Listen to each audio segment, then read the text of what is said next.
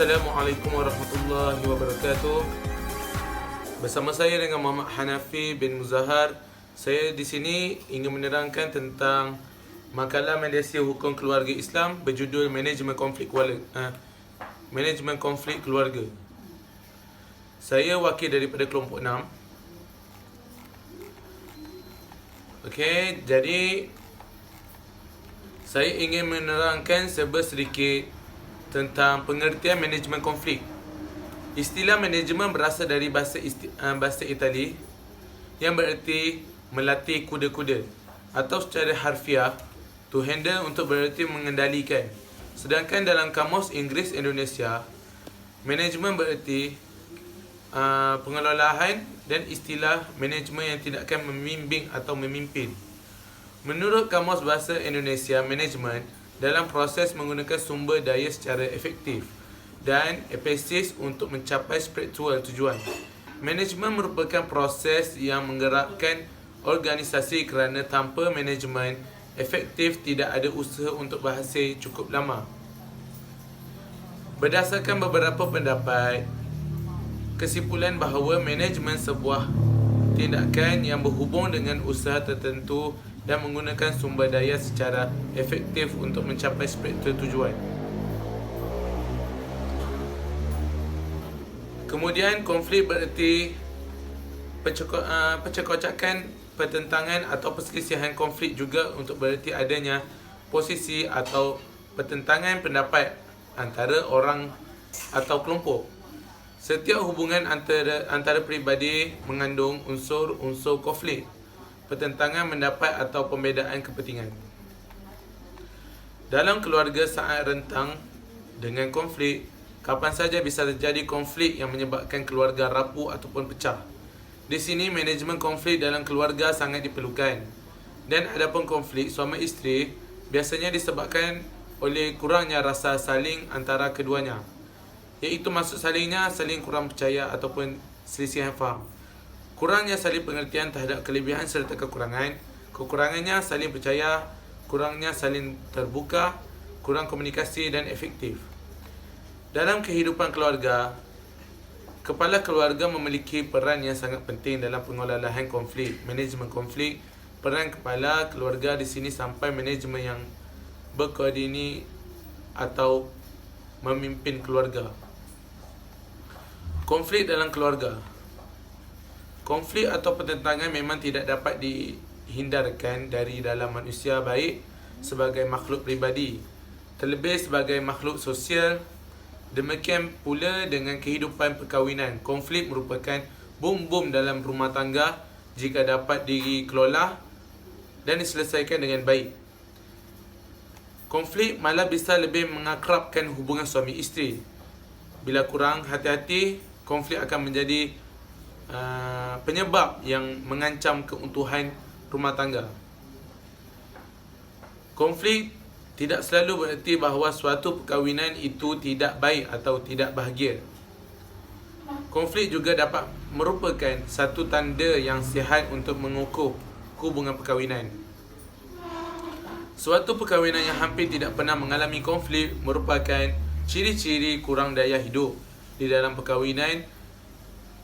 Demikian hampir tidak adanya pengungkapan perasaan yang kuat dan tidak adanya konflik juga dapat merupakan tanda terjadinya sebuah penekanan mungkin untuk mempertahankan kesan bahawa perkahwinannya baik. Ketika menghadapi konflik, tidak sedikit sejumlah keluarga yang tidak lagi mampu mengatasi permasalahan yang ditemui sehingga rasa keserasian, kenyamanan, kebahagiaan dan saling percaya dalam kasih sayang di antara suami dan isteri di dalam rumah tangga menjadi suatu yang mahal sehingga sulit untuk diperolehi. Adanya ketidakserasian dalam rumah tangga diakibatkan hubungan antara suami isteri tidak harmonis lagi dikarenakan sering dihadapkan pada situasi konflik yang berkepanjangan sehingga dapat mengancam keutuhan rumah tangga. Fenomena meningkat kasus-kasus perceraian membuktikan bahawa banyak pasangan suami isteri tidak memiliki kemampuan manajemen konflik sehingga akhirnya membahayakan kehidupan pernikahan mereka.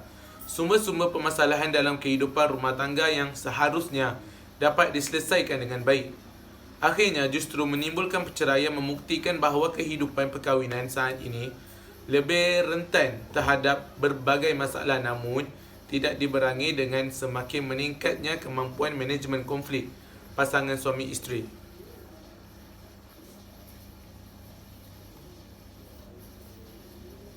Hal ini terjadi sebab mereka tidak mampu melakukan sikap-sikap dasar merujuk pada penyelesaian konflik seperti memahami fikiran dan perasaan pasangan.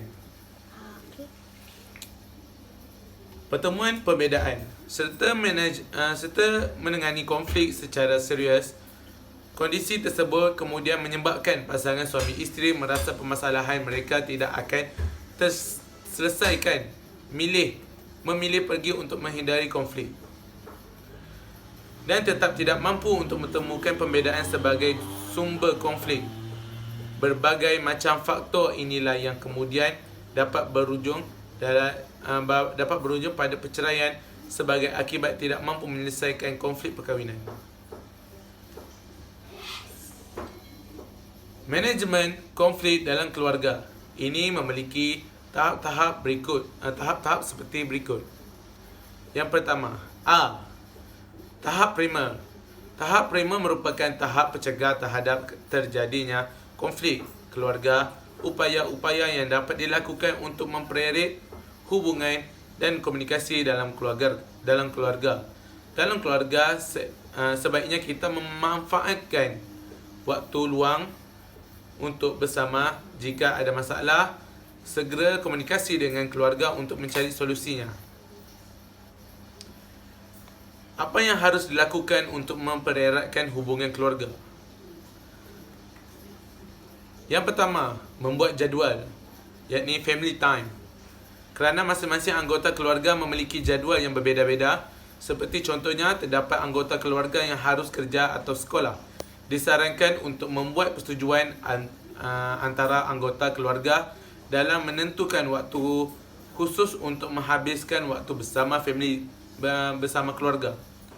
Tentu lebih baik dilakukan pada saat seluruh anggota keluarga memiliki waktu luang agar tidak merasa ada beban yang terabaikan. Kedua, makan malam bersama anggota keluarga. Alangkah indahnya jika setiap hari kita dapat makan malam bersama keluarga di rumah. Namun kegiatan makan malam bersama ini kadang-kadang terjadi sedikit sulit dilakukan jika jadual pulang ke rumah para anggota keluarga tidak sinkron. Jadi, jika terdapat waktu di mana seluruh anggota keluarga sudah berada di rumah pada saat jam makan malam bersama, hindari penggunaan gadget iaitu HP ataupun selainnya, dan luangkan waktu untuk makan malam sambil berbincangkan satu sama lain. Yang ketiga, membersihkan rumah bersama anggota keluarga. Melakukan kerja bakti di dalam rumah bersama anggota keluarga juga merupakan salah satu kegiatan yang dapat mempereratkan hubungan keluarga. Tentukan pembahagian tugas yang menjadi tanggungjawab masing-masing anggota keluarga dan lakukan pada saat yang bersamaan. Jika dikerjakan bersama, semua akan menjadi terasa ringan. Yang keempat, mendukung satu sama lain. Membincangkan mengenai hal-hal yang menjadi interest atau kepentingan yang sedang dilakukan oleh masing-masing anggota keluarga, dan cobalah untuk memahami hal-hal tersebut, kemudian belajar untuk selalu saling memberi dukungan sebanyak mungkin dalam keadaan menyenangkan maupun kurang menyenangkan yang sedang dialami. Yang kelima, istirahat. Berkumpulan dengan keluarga tentunya merupakan hal-hal penting dilakukan, namun ternyata waktu untuk diri sendiri pun juga sama pentingnya. Dilakukan sebagai waktu para anggota keluarga mengisi energi mereka kembali. Saat melakukan hal-hal yang kita suka, jika kita memiliki hobi membaca buku, silakan membaca buku. Jika kita memiliki hobi mendengar muzik, silakan mendengar muzik. Atau jika kita hanya ingin istirahat, beristirahatlah. Jika energi dirasakan sudah kembali penuh, yang dilakukan sudah cukup, sila kembali berkumpul bersama keluarga dan menghabiskan waktu bersama. Berkumpul dengan keluarga lain. Selain menjaga hubungan baik dan menghabiskan waktu bersama anggota keluarga sendiri, ternyata penting juga untuk melakukan family gathering bersama keluarga lain. Apa yang dimaksudkan dengan keluarga lain? Bisa jadi tetangga, keluarga teman, dan masih banyak lagi. Dengan lakukan aktivitas bersama-sama dengan keluarga lain, ikatan keluarga kita pun secara otomatis akan menjadi semakin erat. Pada masa pandemik seperti ini, mungkin terdapat sebagai orang yang mendapat kesempatan lebih untuk mengumpul bersama keluarganya. Jika anda termasuk dalam kategori tersebut, dapat dimaksimalkan untuk membangun waktu yang berkualitas. Di sisi lain, pada saat yang bersamaan, terdapat juga bahagian orang yang belum mendapat kesempatan untuk kembali berkumpul bersama keluarganya. Jika kita merupakan salah satu orang yang belum dapat berkumpul kembali bersama keluarga, janganlah terlalu sedih. Manfaatkanlah teknologi yang serba sedikit yang canggih. Kita masih mempereratkan hubungan keluarga dan dengan cara menelpon ataupun video call ataupun menggunakan apps Zoom dan apps selainnya. B. Tahap sekunder.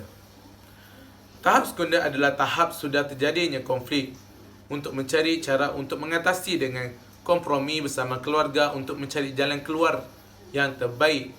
Di saat ini, cukup ego merasa benar-benar sendiri dan sikap mahu senang sendiri harus dihilangkan.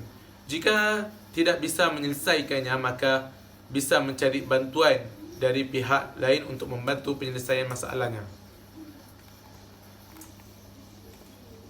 Definisi dari keluarga harmonis adalah masing-masing anggota keluarga dapat bersama-sama menyelesaikan permasalahan yang terjadi secara sihat dan efektif. Di dalam sebuah keluarga, pastilah mereka mengalami yang namanya konflik. Konflik yang terjadi dalam keluarga bisa dengan mudah memicu emosi setiap anggota keluarga. Tak jarang banyak anak yang dibentukkan oleh ayah bahkan hingga menggunakan kekerasan saat emosi melanda. Suami mengamuk pada isteri, adik yang mengembek atau malah kakak yang lari dari rumah. Jika konflik yang terjadi dalam keluarga dibiarkan berlarut-larutan, tentu saja menjadi hal yang tidak baik untuk keutuhan keluarga. Selain menguras dengan fikiran, hal itu ditentukan atau dibutuhkan peran seluruh anggota keluarga untuk mengatasi konflik yang sedang terjadi. Berikut adalah langkah-langkah yang bisa digunakan untuk melalui penyelesaian konflik dalam keluarga. Yang pertama, perjelas konflik yang sedang terjadi dengan melakukan identifikasi terhadap seluruh anggota keluarga. Diskusi masalah dengan tenang. Dan seluruh anggota keluarga harus mengemukakan pendapatnya. Jangan asal bicara. Fikirkanlah sebaik-baiknya sebelum berbicara dengan lisan dengan baik serta hargai perasaan keluarga yang mendengarkan perkataanmu. Melihat suatu konflik dalam sudut pandang berbeza. Mungkin hal itu membuatkan kesal, tapi cobalah merendahkan ego sebentar dan cobalah rasakan apa yang mungkin dirasakan mereka. Mintalah pendapat dan solusi dari setiap anggota keluarga mengenai langkah untuk menyelesaikan permasalahan tersebut. Jika kondisi dan situasi memanas, alangkah baiknya jika mengambil waktu untuk berhenti sejenak untuk mendinginkan situasi. Ambil sebuah solusi yang baik dan mintalah persetujuan dari setiap anggota keluarga buktikan solusi tersebut dan tidak nyata kerana solusi tanpa adanya tindak sama dengan jalan buntu. Setelah melakukan langkah-langkah di atas, kita juga harus memperhatikan tips-tips di bawah ini agar menyelesaikan konflik tersebut dapat berjalan dengan lancar. Milikilah pemikiran yang terbuka dengan mendengarkan pendapat anggota keluarga yang lain. Pastikan keluarga sudah sepakat bahawa solusi yang diambil merupakan jalan yang terbaik. Hindari sikap gelabah dan terburu-buru dalam menyelesaikan permasalahan. Bersikaplah tenang dan sabar agar usaha penyelesaian konflik yang dilakukan dapat berjalan sesuai harapan.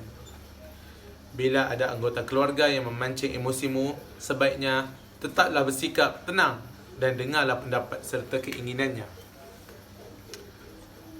Hindari sikap menuduh atau menghakimi anggota keluarga yang menyebabkan masalah terjadi. Bicara secara baik-baik dan dengarlah penjelasannya. Adapun untuk menyelesaikan konflik dengan baik, dibutuhkan komunikasi dalam keluarga agar masing-masing anggota dapat terbuka satu sama lain. Hubungan dan komunikasi antara anggota antara keluarga sudah selayaknya tidak tertutup. Luangkanlah waktu setidaknya 15 minit dalam suatu hari untuk bersama seluruh anggota keluarga dan menikmatilah sebaiknya dengan membicarakan hal-hal terjadi dalam suatu yang sudah terlewati. Jika dalam suatu keluarga terjalin komunikasi yang baik, tentulah konflik atau permasalahan pun dapat diselesaikan bersama-sama. C. Tahap tersir. Setelah konflik teratasi, maka keluarga harus berusaha untuk mencegah terjadinya konflik yang sama di masa akan datang. Dengan cara anggota keluarga mau menerima dan saling memberi dalam erti sebuah terbuka kepada keluarga, sehingga tindak lanjut untuk mengatasi konflik dapat dilakukan seperti langkah berikut. Yang pertama, buatlah daftar sebanyak mungkin dari hal-hal yang dapat kita lakukan bersama keluarga kita dan berikanlah kritikan yang dapat membuat keluarga kita semakin baik, tetapi cara memberi kritikan haruslah sesuai dengan situasi dan kondisinya. Yang kedua, membina komunikasi yang baik dan mendiskusikan bersama tentang hal-hal apa yang terjadi ataupun apa yang akan terjadi. Harapan anggota keluarga terhadap keluarganya semakin tinggi, berfrekuensi keluarga melakukan diskusi dan saling bercerita, maka akan membuatkan hubungan keluarga semakin akrab.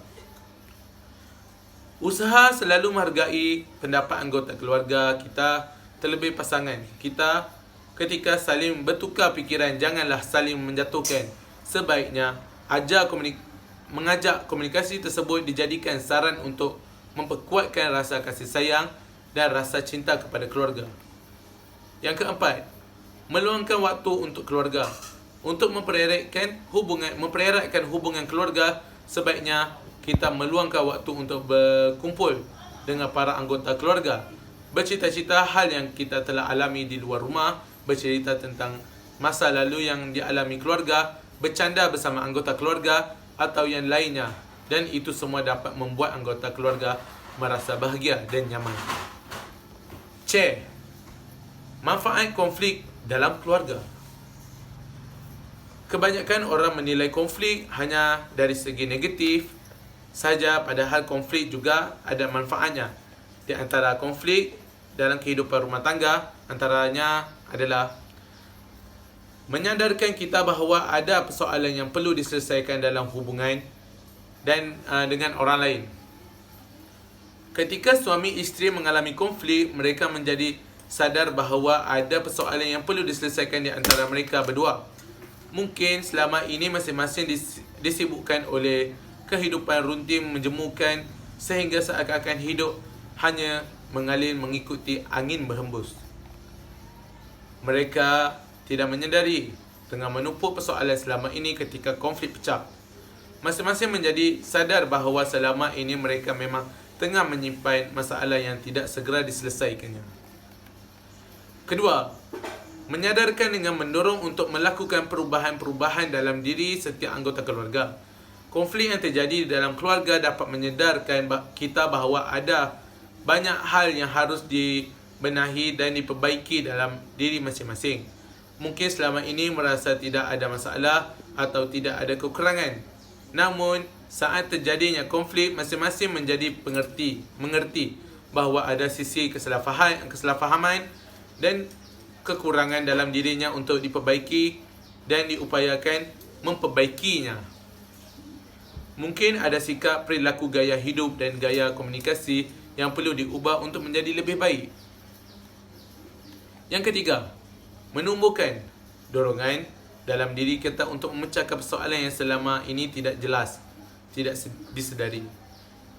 Di antara manfaat konflik adalah memberikan dorongan dalam diri untuk segera menyedari adanya persoalan tersebut atau tersimpan yang selama ini tidak ditampakkan saat muncul konflik. Kita menjadi tersadar bahawa selama ini ada sisi yang tidak diketahui kerana tidak pernah muncul seperti seorang yang merasakan dirinya sihat dan baik-baik saja. Suatu yang saat merasakan sakit, begitu diperiksakan ke doktor, ternyata selama ini sebenarnya sudah ada gangguan kesihatan namun tidak diperhatikannya. Sehingga saat diperiksa doktor, penyakitnya sudah sedemikian parah kerana terlambat mengetahui gejalanya. Yang keempat, menjadikan kehidupan lebih menarik. Sering yang mengatakan bahawa konflik adalah bumbung keharmonisan keluarga.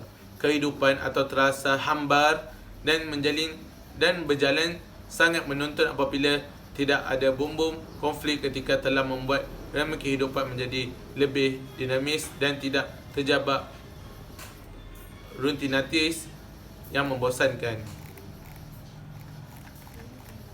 Jadi kesimpulan dari makalah ataupun dari pembentangan saya ini, kita seharusnya mengutamakan tentang hal-hal keluarga ini.